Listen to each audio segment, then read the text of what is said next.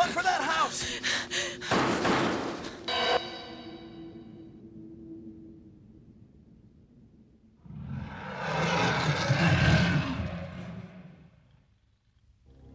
There are only 3 STARS members left now. Captain Wesker, Jill, and myself. We don't know where Barry is. Chris Redfield.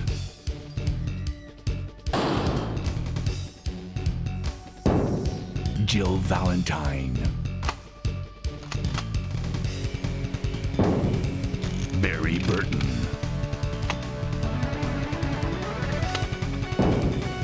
Rebecca Chambers. Albert Wesker.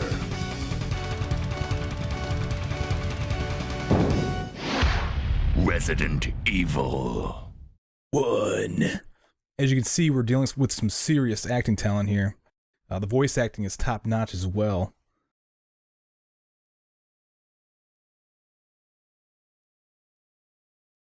I don't know what happened. Barry! Where's Barry? Well, I'm sorry, but he's probably... No. What is that? I'll go and check. Okay, Jill and I will stay in the hall in case of an emergency. Chris? Take care.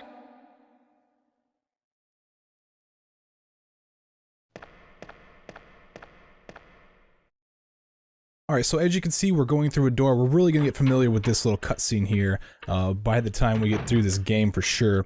Alright, let's go over some of the basics of this. First of all, I'm playing the Resident Evil original for the PlayStation, emulated on PC using EPSXE. I get a lot of questions on how I emulate this stuff, or how I'm playing these games, so there you go. Let's go over to the controls of the game. Basically, you always move in the direction that Chris or your character is facing. So forward is always directly in front of your character. Okay, turning left and right is all done. All this is done by using the D-pad. You can also walk backwards by you pressing back.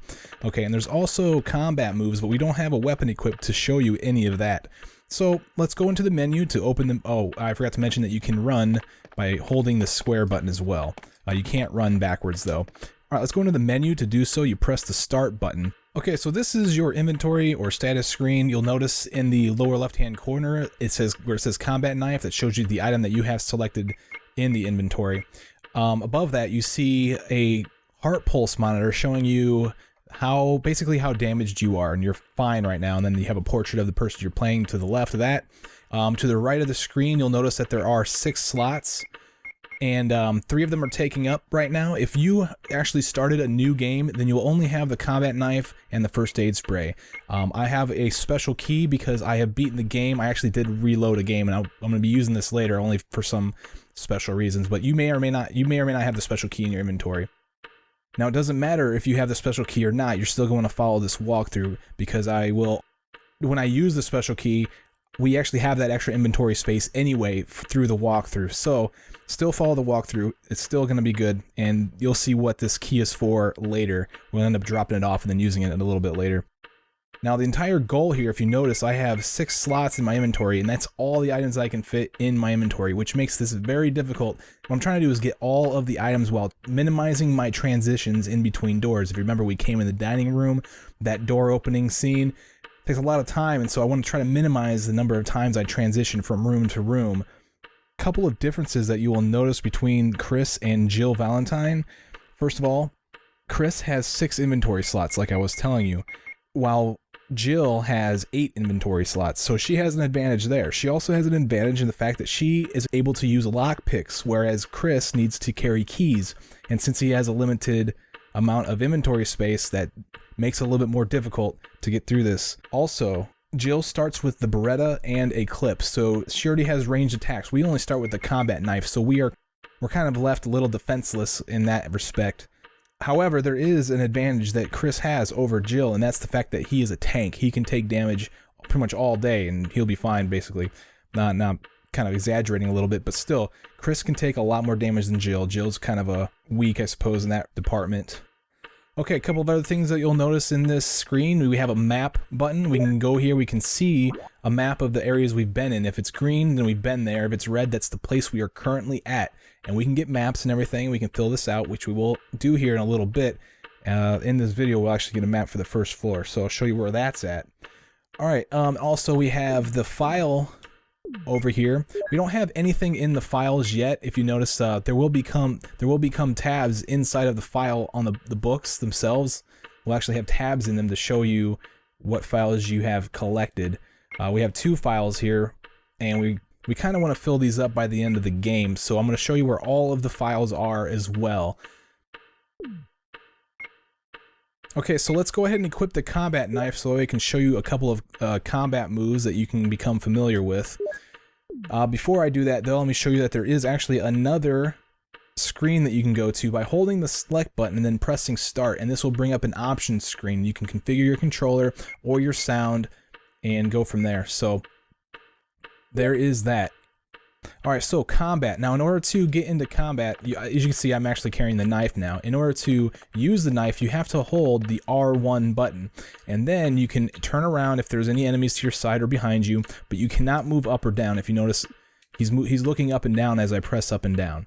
So basically, in order to attack, you press the X button on the PlayStation, okay, and that'll attack directly in front of you. Or you can modify your attack by holding the up button, pressing the attack button, or pressing down using the attack button. So you can attack up, down, and in the center. Alright, so that's cool. Now let me show you a little bit something about this game. If you notice, the camera is kind of fixed in this location. You can see where I'm at, but as soon as I change over to here, the camera moves and fixes itself in another location. That's kind of, basically it's telling you the camera angles are permanent and you can't fix them unless you change your location. So that's kind of, that kind of sucks, but it's actually good for the suspense, and you might actually get freaked out because of it later on, so it's actually a good move on their part. Alright, so let's go over here and let's see what we got. We had that clock, and if you notice, it kind of stood out. Like the graphics kind of say, hey, you know, I'm here. And then we also have this emblem right here that kind of does the same thing. And if you press the action button in front of it, he'll try to take it.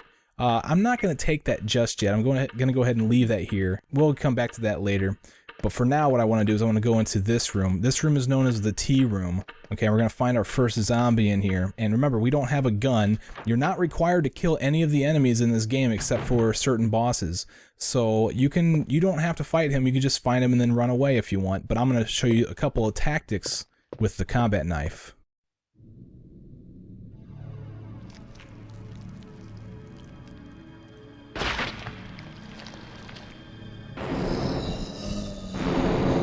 He's hungry. Alright, let's get up on him real quick, see if I can't get any damage in on him. Alright, I got one hit on him. That's fine. Alright, so now what I'm going to do is I'm going to watch the shadows. I'm only watching the shadows to see how far these guys are from me. And it's kind of hard to put a quantity on the distance that he is from me, but if you pay attention, you might get used to the distance and be able to play yourself. So you can see exactly how far they are from me. Alright, so after a certain number of swipes, he goes down, but he's not dead. You can tell when they die if there is a blood splatter that moves out from the center of them as they fall down. Okay, so it takes about 3 or 4 swipes in order to put down the zombie. And if you know you're about to, at the end, oh gosh, I don't want to get bitten. If you know that you're about at the end of that 3 or 4 swipe mark, you can do an extra attack by pushing down. Alright, well, I didn't need to do it, but he is dead. As you can see, the blood spot moved out from the center of his body. Okay, let's go inspect this thing. What was he eating? He's Kenneth from the Stars Bravo team. Now he's become a mere shadow of his former self. Poor guy. Alright, well, if we inspect his crotch a little bit further, we'll find that he was holding on to a couple clips that we can take with us. We don't have the gun yet, but the clips will come in handy for actually having ammunition when we get the gun. As you can see, having a clip takes an inventory slot, so now we only have 2 slots left. So that's going to be awesome. Alright, so let's go ahead and leave. And we're going to go back and try to tell Wesker what we found. By the way, all these other doors that we saw in there, they're all locked, so you can't go through any of them. This is the only way you can go. Let's leave and we'll go back into the main hall.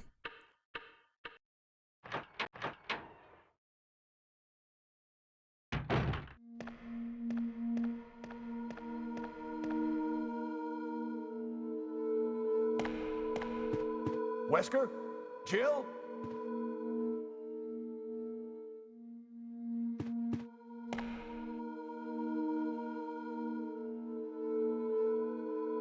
What happened to Jill and Wesker? Well, regardless of what happened to him, Jill seemed to have left behind her pistol, so let's go ahead and use that to our advantage. We now have the Beretta. Yes, I will take the Beretta. Now we have a weapon we can use against some of these zombies. Alright, well before we go anywhere else, let's go over here to this thing right here, this typewriter. This is what we can use to save our games, but most importantly, by the typewriter we will find an ink ribbon. We need the ink ribbons to save our games. So let's go ahead and take that, and you can use it right now if you want to, but remember, each time you use an ink ribbon, you lose one. You just picked up 2, so you'll only have 1 left. I'm going to go ahead and save it. I'm going to continue on through here. Now there's a couple ways you can go from here. Both of them include climbing this step ladder and choosing a door, but what I'm going to do is I'm going to go into this room right here real quick. This is sort of an optional thing. You don't necessarily need to go in here, but there's an ink ribbon and the first floor map in here that we might as well take with us. So let's go over here and interact with some of these objects that are in this room. As you can see, these fine shaped objects, like this thing right here, is movable. Now in order to move an item, an object like this that is movable, you simply move your character directly in front of it, and then you just hold forward, and then he'll eventually push it up against whatever you're trying to get it to go to. Alright, use the X button to climb up and take a map of the first floor. Yes, I do want the map of the first floor. Let's go ahead and take a look at it. Mansion, first floor. So there is the mansion for the first floor. That's awesome. Alright, let's go back down here. This thing right here is also movable, and it's blocking this thing right here. Let's go in here and see what's going on. Alright, so there's a zombie on the ground. Let's see if I can't get any sticks off on him. Of course, he's probably just going to grab my foot. Well, I can just go around him, whatever. Let's take this ink ribbon. Now we have 4 ink ribbons. We can save a total of 4 times now. Let's see. Oh, nope, he got me. Whenever you get bit by a zombie and grabbed like that, you need to spam like every single button on the controller until you are free of the zombie. Otherwise, the zombie will continue to bite you until you die. Usually they get 1 or 2 bites off on you, but sometimes they get 3, so keep that in mind. Alright, so this door over here is locked. It's locked. A carving of a sword. Okay, if unfortunately we don't have lockpicks and we're not able to open doors that have carvings of swords near them. Jill has that ability, but we do not, as Chris Redfield. Let's go through this door, and this door right here is also locked. A carving of armor. So we have a sword and armor. That's kind of interesting. It tells you a little bit of how to actually unlock the door. Well, we will have those keys that we need later on in the game. So, all right. So let's climb these steps, which is what you might have done to begin with.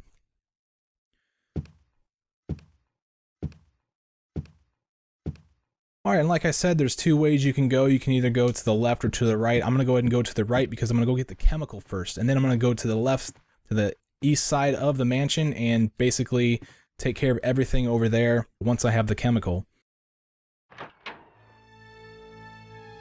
Alright, now there's a couple zombies in here. Take them out however you feel. It's really difficult to get a good distance to see exactly how far you are from these guys in here, but we're going to try to get rid of this guy anyway. Alright, once I do a slash, I'm also stepping forward once. There is that downward slash quick thing that I was trying to do earlier. Alright, so I'm going to stick him again, and then let's back up to try to get some more slices in on this guy. Now, using the knife is very difficult, so if you're having a hard time, do not feel bad. I'm trying to give you some pointers on how to use this. I haven't showed you everything, I haven't told you everything that I've done yet, but let's see if I can get this guy down. Oh, he got me. Spam it. So that's the 2nd time I've gotten bit. Oh, 3rd time. Alright, so, but fortunately he's a tank. I'm having a hard time seeing those shadows in that view, so I'm gonna back off. Downward slice, downward slice. Good, good. Usually those downward slices work pretty good. I don't know if this guy's dead yet. Yeah, he's gone. I'm walking through his corpse, so. Okay, so after I take my first initial slash, I'm taking 4 steps backwards. that puts you at a good distance to get a good slice at him again. If you do 3 or less, then he might actually get a bite off on you, so be careful. It's all about distance, it's all about trying to get as far away and trying to get them in that sweet spot. There is a really, really tight sweet spot that they need to be in order to hit them, so I wish the best of luck to you. Like I said, you don't need to kill these guys, you don't have to use the knife. I'm just trying to give you guys as much pointers as I can if you want to get good at using the knife. Slice at them, take 4 steps back, 2, 3, 4, wait, slice, slice. Let's do some downward slices. Oh, get out of there. That was close. He's down. Get a good distance. I'm having a hard time judging that distance a little bit. Here he comes. So, I won't be doing this for all the enemies. I'm just trying to basically show you guys good tactics on how to use the combat knife. It's a very difficult weapon to use, and most people will just put it in their thing, in their box, as soon as they get to one. But I think it's actually quite a good weapon if you know how to use it properly. I know this is slow and tedious. There he is, he's dead. Okay, now all these doors in here are all locked. All the doors that I passed by are all locked. 2 of them required armor, or 2 of them showed an engraving of armor, and the other one that I just passed is locked from the other side. This is the only door we can go through, but we go into the, this is the small library, and it contains a botany book. This is one of the things that we're going to throw into our file. If you want to read it, then go ahead and do that. Just pause the video on each of the pages so that way you can check it out. Botany book has been filed. Alright, so let's take a look at our file now.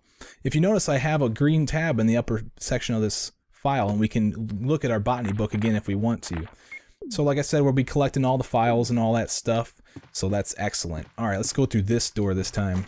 I unlocked it. Now, if you were to try this door on the other side, it would actually say that the doorknob is missing, and just by unlocking it does not make the doorknob show up. So you still can't go through that door. Keep that in mind because you're about to fight some zombies. We take out the gun. 4 shots is usually enough to put them on the ground. While they're on the ground, you might as well take your knife out and stab them. Back up, get some distance, pull out that weapon again.